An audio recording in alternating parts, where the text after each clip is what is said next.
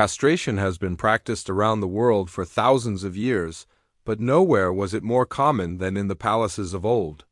It's an uncomfortable part of history that often gets glossed over, but the truth is, there was nothing normal or simple about getting snipped. In fact, it was a fate worse than death for many. Welcome back to the channel. Today we're answering the question, what was it like to get castrated? Before we get into the nitty-gritty, if you haven't already, be sure to subscribe for more videos about the craziest and weirdest facts from human history. Also stick around until the end if you want to hear about one of the most famous castrations in history, which will probably make you question everything you thought you knew about a well-known biblical figure. So imagine you're a young boy living in the bustling streets of ancient China, Byzantium, or even the Ottoman Empire. Life is good. You've got friends, family, maybe even a pet or two. And then one morning your parents come and tell you that you have a very special future. Translation, you're about to become a eunuch. There's no choice, no discussion, just a brutal operation that determined the rest of your life. Sometimes the surgery was performed by skilled specialists, but other times it was done by a village barber who thought boiling water counted as sterilization. If you survived, congratulations. You now had a lifelong membership in one of history's strangest and most elite job categories. Eunuchs were considered safe around royal women and supposedly more loyal because they had no descendants to pass wealth or power to. So while your new position might have spared you from the gallows or a life of servitude, it came with its own unique set of challenges and risks. For starters, your new home might not be so great. Castration was usually performed on young boys who were then sent to live in a royal palace or temple. Here they were trained for their new roles as eunuchs, which could include anything from serving tea to acting as a bodyguard. But don't expect a cushy office job. Life in a royal court was dangerous. And for eunuchs, there was always the risk of being accused of disloyalty or plotting against the throne. After all, your very survival depended on the whims of the emperor or empress. And if you made the wrong enemy at court, your days could be numbered. Some eunuchs tried to avoid this fate by keeping a low profile and doing their jobs diligently. Others fought back. In China, eunuchs held considerable power, and some became incredibly wealthy, controlling vast amounts of money and property. They could even hold important government positions and influence major decisions. In the Ottoman Empire, a clever eunuch might find favor with the Sultan's wife and become her confidant, giving them access to the inner workings of the palace and the chance to advance their own position. That is, if they could survive the politics of the harem. Now you might be wondering why castration was such a common practice in these ancient societies. Well, it all comes down to control. Eunuchs were considered more manageable than regular men because they were cut off from the temptations of the flesh. This was especially true in China, where eunuchs were used to guard the many wives of the emperor. In the Ottoman Empire, eunuchs were also employed as guards, but they also served important administrative and diplomatic roles. As for the pain involved, well, let's just say it was a relief when they took the snip. The operation was typically performed without anesthesia, and the pain was excruciating. Many boys died during or shortly after the procedure. Those who survived were left with permanent injuries and health problems. And as for the psychological toll, well, that's something historians are still trying to understand today. Some eunuchs seemed to adapt well to their new reality, while others suffered from depression and anxiety. All in all, it was a small price to pay for a very big advantage. All right, now it's time for your bonus fact about a famous castration gone wrong. That's right, we're talking about King Edward VIII of England, the man who chose his mistress over his duty to his country. But before he took the throne, young David, as he was known then, had a bit of a problem. See, his royal lineage was a little shaky. You see, the rules of succession were a lot different back then, and a king could have a lot of kids who could theoretically take the throne ahead of his eldest son. To ensure that his son would become king, David's uncle, King George, decided that he needed to be, well, dealt with. So at age 10, Edward was castrated in a secret ceremony. Talk about a nutty theory. Was this really the reason behind Edward's infamous abdication? Or is it just another royal fairy tale? You decide. Thanks for watching. Be sure to subscribe if you haven't already and join us next time for more nutty history. So you've infiltrated the palace? Hurrah! But your triumph is short-lived because you quickly realized you weren't just a servant, you were furniture. Now don't get us wrong, in the grand scheme of things, you had it way better than the commoners out in the street. You had a roof over your head, food in your belly, and maybe even a kind word from your favorite lord or lady. But let's not kid ourselves here. You were a palace eunuch and your life was about to get a whole lot more complicated.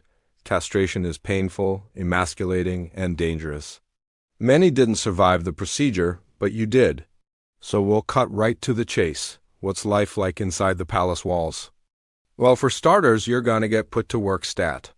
This is a double-edged sword because while you might not have time to dwell on your missing family jewels, you will have a lot less time to plot your revenge against the palace.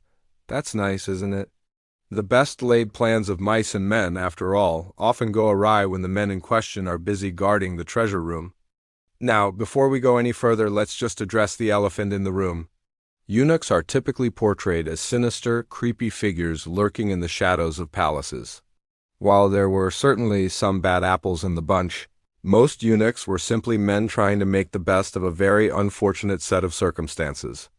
Having said that, royal courts did see you as both a useful tool and a living security camera. So it goes without saying that you probably won't be stocking the shelves at the local Eunuch & Co. Emporium anytime soon. You might be asked to guard the harem, which means you'll spend your days kicking back and relaxing while the women inside carry on their intrigues.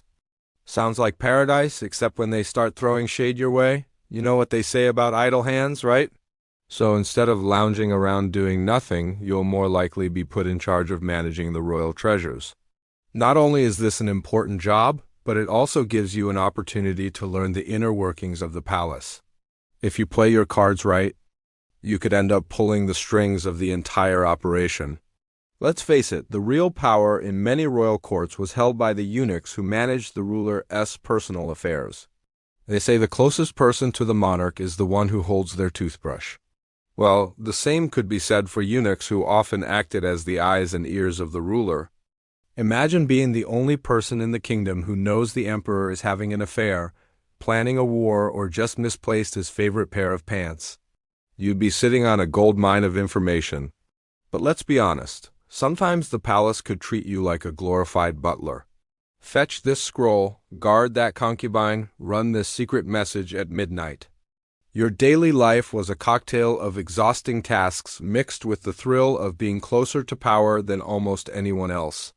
In a world where loyalty was a rare commodity, eunuchs became indispensable.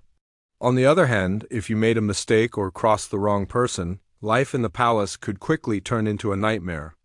You might be sent to the kitchens where the food is plentiful, but the hours are long and the work is backbreaking. Or you could be assigned to the royal menagerie, tasked with cleaning the stables and walking the dogs. Hey, at least you'd have furry friends to keep you company. Just remember, a dog's love is a dangerous thing in a palace. It could get you killed. Then again, maybe you'll strike it big and become the Grand Vizier, pulling the strings of government from the shadows. You might even earn the respect and admiration of the very people who once cast you down. Remember, the palace is a place of both great power and great peril. You'll need to be resourceful, discreet, and above all, extremely careful. One wrong move, and you could find yourself out of the palace and out of a job. In a society obsessed with family honor and lineage, you had none. That might sound depressing, but it gave you a strange superpower. Rulers trusted you more. You had no sons to inherit wealth, no daughters to marry off in sneaky alliances. You were seen as neutral. This made eunuchs perfect advisors, spies, and gatekeepers. In Byzantium, some eunuchs climbed to the highest ranks of the empire, commanding armies or even acting as kingmakers. But neutrality also meant loneliness. You lived in a palace filled with people yet remained cut off from the family life that defined almost every other human being in your world. Welcome to my channel, it's me. And today we are exploring what it meant to be a Byzantine eunuch. While you may think of eunuchs as castrated men who oversaw the wives of the Chinese emperor, castration was just one path to becoming a eunuch. It simply meant that you were an adult male who had been cut off from his sex organs. And there were many reasons for this. Sometimes it was done as punishment, sometimes for medical reasons. And in the Byzantine Empire, a man could choose to become a eunuch in order to advance in court. Eunuchs were often employed as secretaries, advisors, and diplomats because they were considered more trustworthy than men who had not been castrated. To show their devotion to the ruler, eunuchs would parade around the imperial court carrying the emperor's seal, which they kissed in submission. One particularly famous eunuch was the commander of the imperial guard, who successfully defended Constantinople against Arab sieges and was rewarded with the hand of the empress. But while eunuchs could advance in the imperial court, they did so at a great cost. As children, eunuchs were torn from their families, never to see them again. If they were taken as infants, they were raised in the palace alongside royal children and given access to the same education. This created a bond between the eunuch and the royal family, as well as a sense of obligation to serve them for their generosity. However, when it came time for marriage, the eunuchs would have none of that. The institution of marriage was alien to them. Even if they desired a wife, which was perfectly natural despite their condition, they had no interest in starting a family or producing heirs. This made them outsiders in the eyes of society, but insiders in the court. They lived in the palaces, advising the emperors and holding positions of power, but were never allowed to enjoy the privileges of family life. For most people in the Byzantine world, family was everything. It was the basic unit of society and the foundation of the empire. Loyalty to one's family came before loyalty to the state. And family honor was everything? A person's reputation was defined by their actions, not only for themselves, but for their entire lineage. So while the emperor might have trusted eunuchs more than other courtiers, that trust was a double-edged sword. Eunuchs knew courtly gossip and secrets, which could be used to great advantage. But if they were ever accused of slander, they had no family to defend them. Their word against the word of a noble family would always come down on the side of the nobles. Despite these challenges, some eunuchs found ways to carve out a place for themselves in Byzantine society. They took on godchildren, becoming their surrogate family. Others amassed vast wealth, which they spent on luxury goods and experiences. Still, others chose to live openly as homosexuals, forming relationships with men without shame. For eunuchs, life was a balancing act. They lived in a world that both depended on them and sought to keep them powerless. They had to be careful not to overstep their bounds or else risk losing the little power they had. Being a eunuch in the Byzantine Empire was not for the faint of heart. It required a certain amount of cunning, ruthlessness, and self-confidence. But those who succeeded were able to wield tremendous power and influence. They were the ultimate insiders, privy to the secrets of the imperial court and the machinations of the ruling class. They were the ones who knew how the game was played and how to win. They were the eunuchs of the Byzantine Empire. Thank you for watching. You have been sold. From the moment you can remember, you've been in the palace. You've grown up amongst the royalty, becoming a familiar face to the royal servants and the royal children. But you've never met the most important person in the palace, the emperor or the sultan. In the dead of night, you hear screams and run to the queen's chambers. You find her distraught over something, though she won't tell you what. The next day, you hear rumors that the queen has been taken from her chambers, never to be seen again. The emperor has taken another woman into his harem, and the jealous queen has cast you into the center of a conspiracy. You are an easy pawn to move around, a piece in a game of deadly politics. They offer you a choice. A chance to advance yourself in life and become the most powerful eunuch in the palace, but it comes at a price. You will never be the same again. They take you to the royal surgeon. His knife is sharp and his purpose clear. This is not a charity. This is survival. And from this moment, your life will change forever.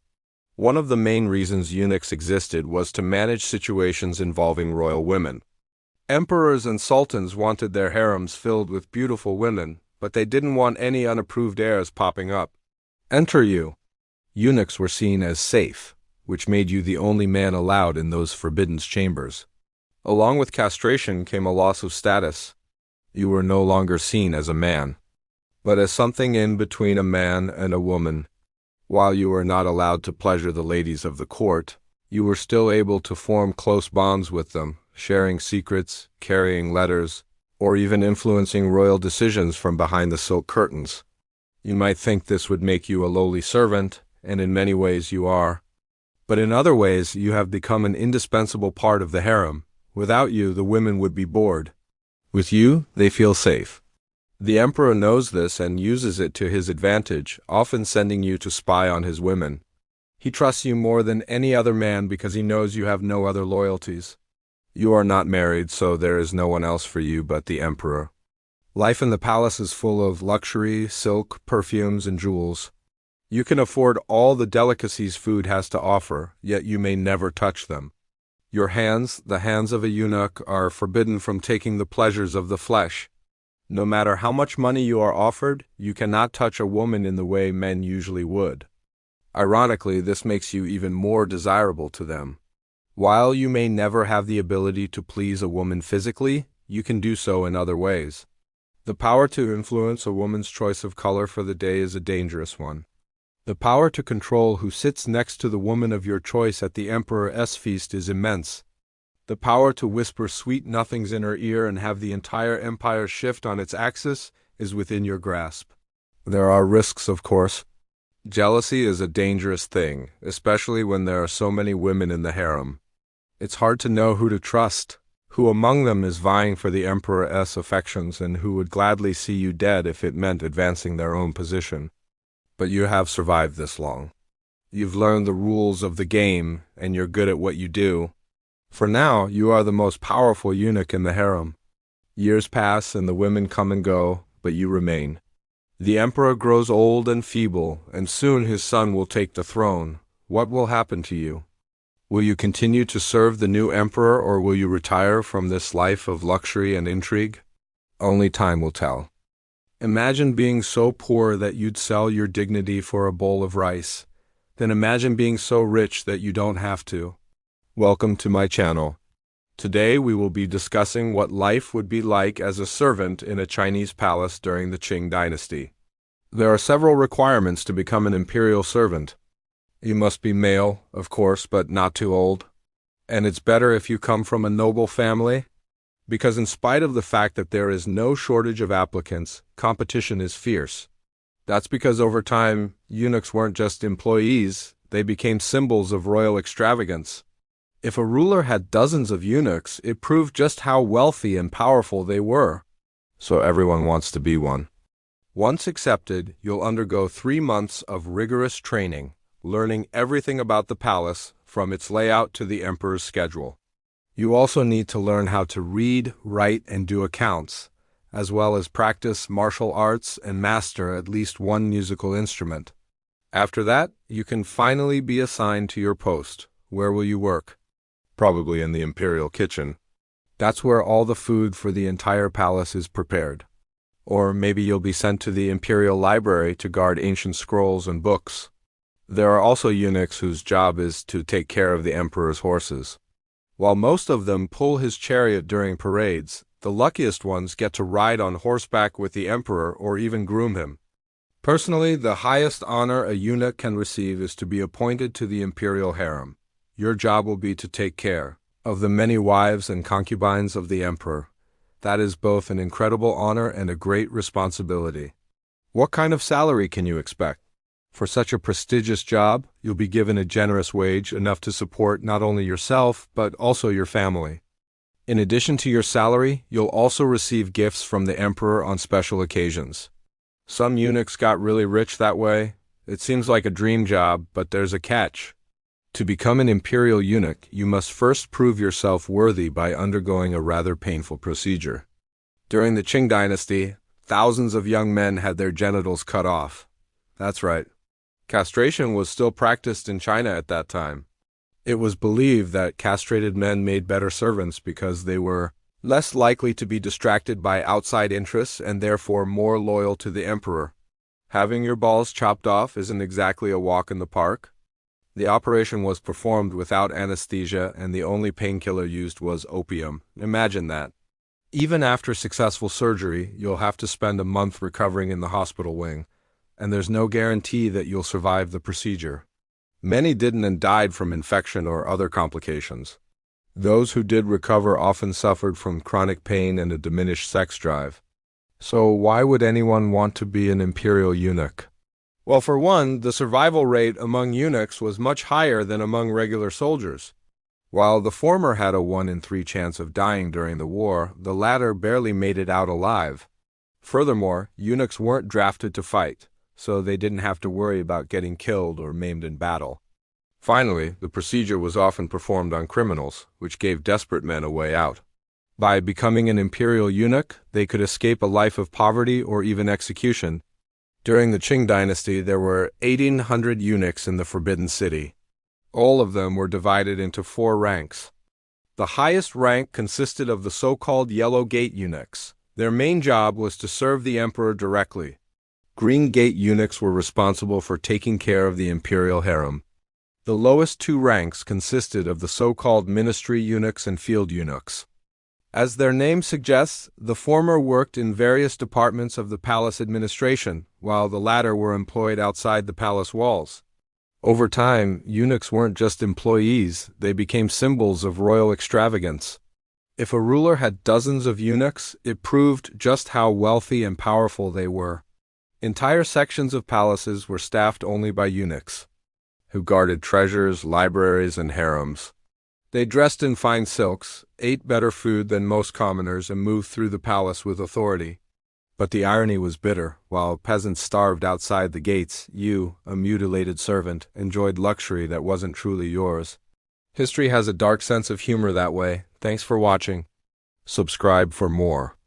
Picture this: you're lounging in a sumptuous silk robe, gold jewelry adorning your person. You sip tea from a delicate porcelain cup as you contemplate the intricate patterns on the carpet. Outside, the sun dips below the horizon, painting the sky in hues of orange and purple. You are the epitome of tranquility, right? Well, not quite. For despite the silk robes and gold jewelry, being a eunuch was far from a walk in the park. In fact, it was a harsh reality check. Many eunuchs suffered health issues for life. Some were left with weak bones, while others had to endure chronic infections, all because of the castration itself. But it wasn't just a physical ordeal. The psychological scars were even deeper. Being forcibly cut off from your own identity left wounds that no robe or jewel could hide. In some cases, eunuchs faced ridicule, treated as neither fully man nor woman. They lived in a strange, in-between status. Society demanded you play your role with dignity, loyalty, and silence. You were a puzzle piece that didn't quite fit, but the palace needed you anyway. Castration, the act of removing a man's testicles, is an ancient practice that dates back thousands of years. While its application varied across cultures and time periods, the reasons behind it were often the same. In China, for instance, castration was associated with a particular kind of male beauty standard. Men who had undergone castration were seen as more attractive because it altered their voices and appearances. This beauty standard played a significant role in the lives of many Chinese men, but let's talk about the elephant in the room. Castration is a serious, painful, and traumatic procedure that should never be undertaken lightly. It involves the removal of an integral part of the male anatomy and can have severe consequences for one's physical and mental well-being. To put it bluntly, it's a brutal and inhumane practice that has no place in our modern world. It's important to understand why certain practices like castration existed in the past, and how they were rooted in deeply flawed ideologies such as toxic masculinity and harmful beauty standards. These practices not only caused immense suffering to individuals but also perpetuated damaging societal norms. Eunuchs were not merely figures of power and authority, but also victims of a system that valued control and obedience above human rights and dignity. Their stories serve as a stark reminder of the lengths to which extreme ideologies can go and the importance of challenging such practices in all forms. In ancient China, the path to becoming a eunuch often began with a young boy named Enling. His story is a glimpse into the lives of countless others who went through similar experiences. Young Enling was known for his intelligence, wit, and charm. He was the kind of guy who could make everyone around him feel at ease. But his life took a drastic turn when his father made a fateful decision.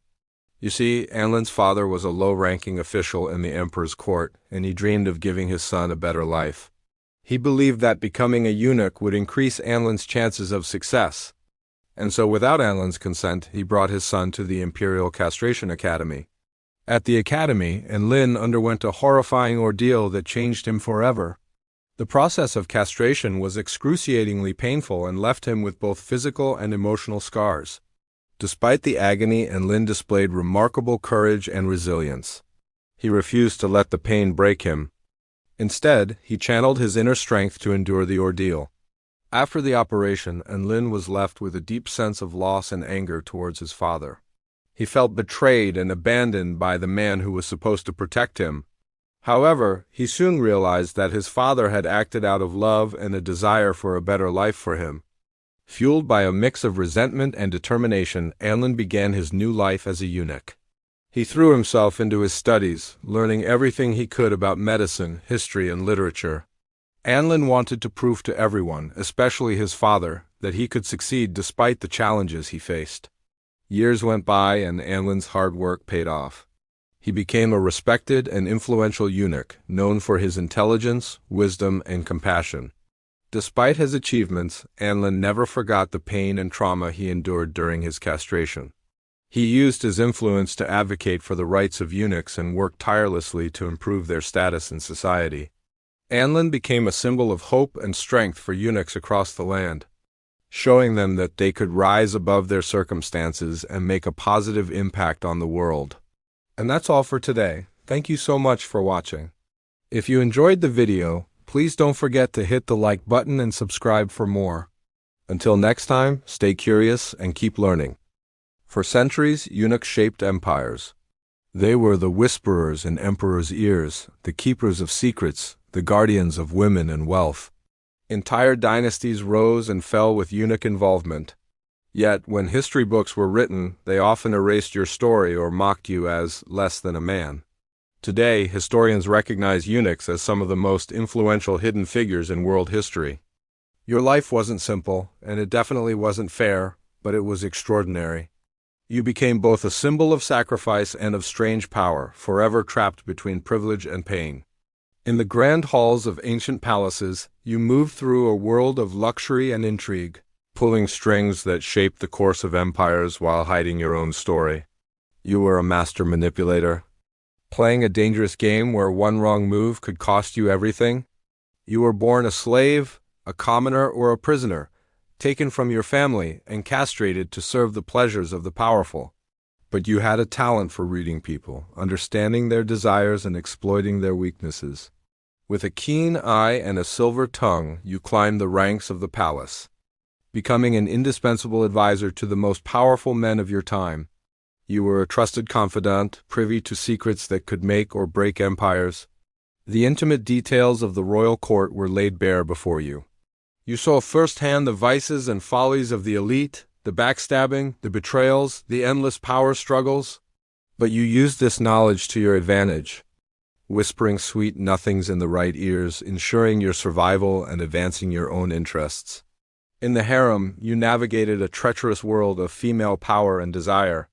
You managed the household, doled out favors, and protected the women within its walls.